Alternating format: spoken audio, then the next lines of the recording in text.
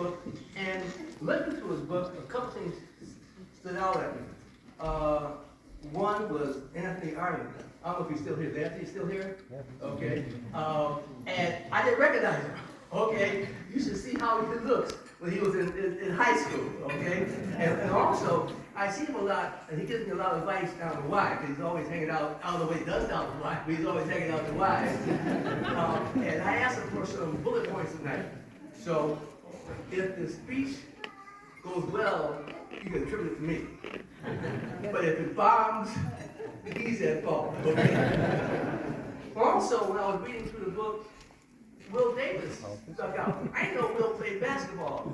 I know Will very well. He runs a tremendous music program for young kids. And I go over there, and they do a tremendous job. And they're all out tracking for college. So I want Will to stand up. Give Will a round of applause.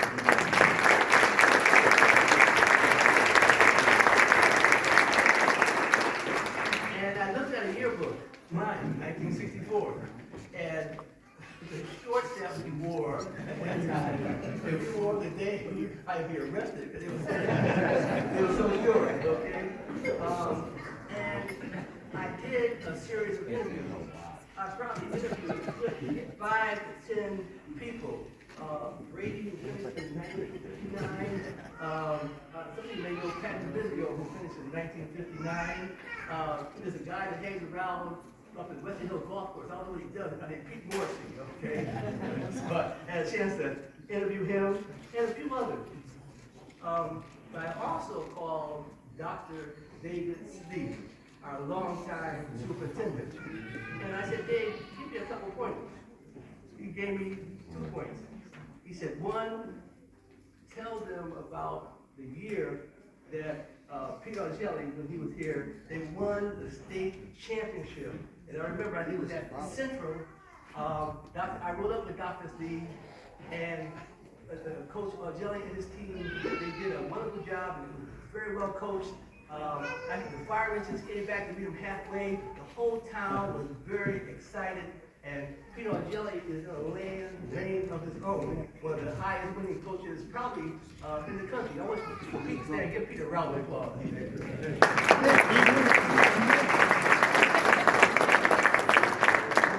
Also, Dr. Lee said, the second point, why don't you tell us a little bit about your travel from the inner city of Bishop Street via Crosby to South Carolina State University to the bench. So I said, okay, I will do that.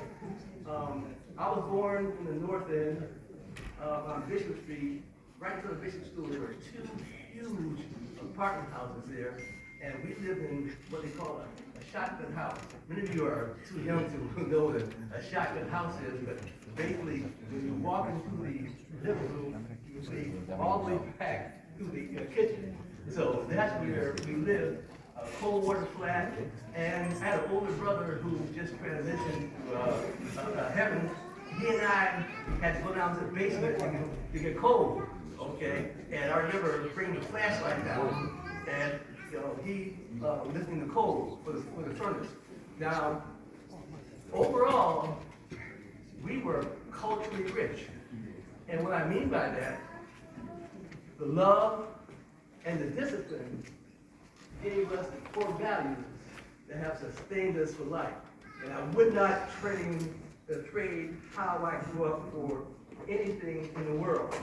Now, at our house, we didn't have any TV. We couldn't afford any TV. But we did have a big stereo. And the stereo used to play these 33 to 3rd record players. That's those records. That's those, a lot of you people don't know about how big those records were. And they also had a radio. And a couple of you will remember this famous show that came on Tuesday nights and Friday nights. Allie Vesper show.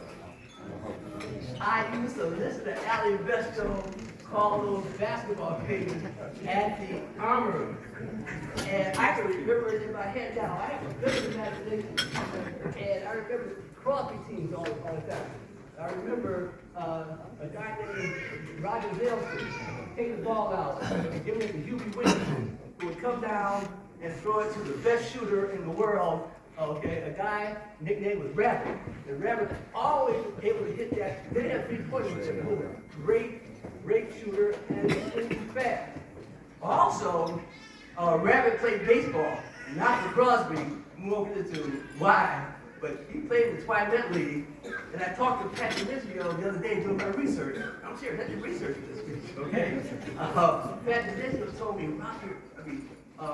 Rabbit was so fast that when he was catching, you know how you hit a ground ball to shortstop and the catcher kind of follows first base? He would beat the guy to first base with all his equipment on. That's how fast Rabbit was. And also, let me tell you, he would go from first to home on a single. And lastly, Rabbit would go into his room at night and click the switch off. Before the light went off, he was in bed.